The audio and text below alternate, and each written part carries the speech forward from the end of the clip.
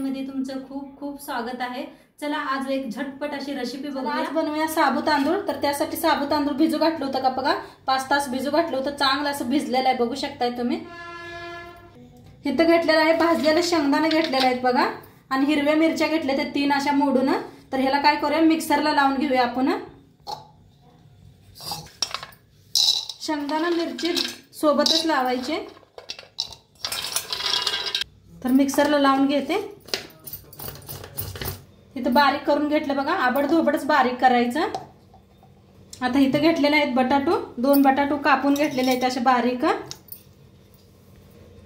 आता गॅसवर ठेवल्या कढाई, कढाईमध्ये तेल गरम झालेले बघा। बटाटे सोडून घेऊया। आता बटाट्याला छान असं भाजून घ्यायचं तेलात।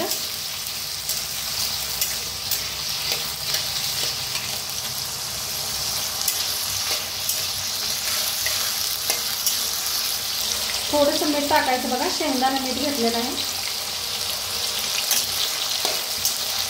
असं मीठ टाकून भाजलं की नाही छान लागते बटाटे बघा। तुम्ही एकदा प्रयत्न आपण नक्की करू ना। आणि बटाटे बी लगेच भाजतात। छान असं बटाटे भाजायचं बघा।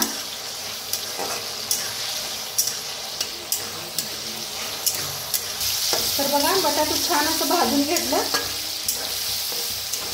छान भाजून घ्यायचं म्हणजे दाताखाली कचकच करत नाही।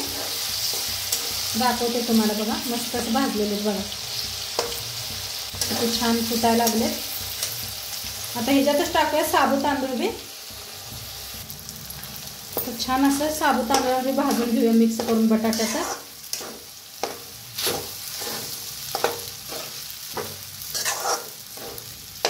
तर छान असं भाजून घेतलं मिक्स करून। बघू शकता तुम्ही किती फडफडीत झालेला आहे। टाकूया शेंगदाणा मिरची बारीक करून घेतलेली। तर सगळं काढून घेतलं बघा शेंगदाणा हे ना। आता छान ह्याला बी मिक्स करायचं।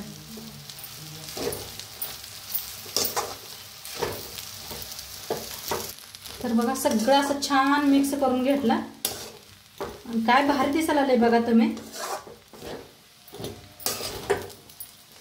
बघा किती फडफडीत बी झालंय बघा, अजिबात गाठी नाही ते बघू शकताय तुम्ही। एकदम जवळनं दाखवलंय। आज एकादश होती, म्हणलं मी कशी घरी साबू तांदूळ बनवते ते दाखवावं, तुमच्याबरोबर शेअर करावा। आणि आता नवरत्न बी यायला लागले।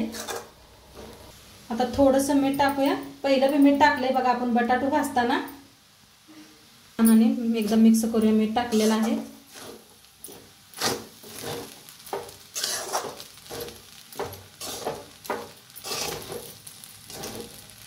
छान भाजायचं म्हणजे छान लागते खायला।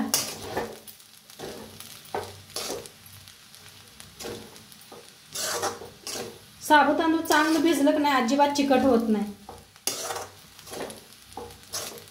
तुम्हाला सकाळी बनवायचं असलं की नाही संध्याकाळीच भिजू घालाय साबू तांदूळ।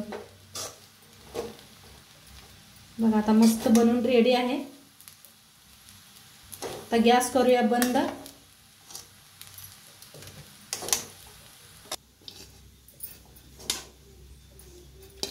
तर बघा मस्त असं थाली लावते। तर बघा मस्त साबू तांदूळ बनून रेडी आहे। आणि खूप छान झाले, नक्की तुम्ही बी करून बघा। आणि आजचं व्हिडिओ कसं वाटलं ते बी सांगा। चॅनलवर नवीन असाल तर चॅनलला सबस्क्राईब करा। उद्या भेटूया अशाच नवीन नवीन रेसिपी सोबत। तोपर्यंत खात राहा, मस्त राहा। बाय।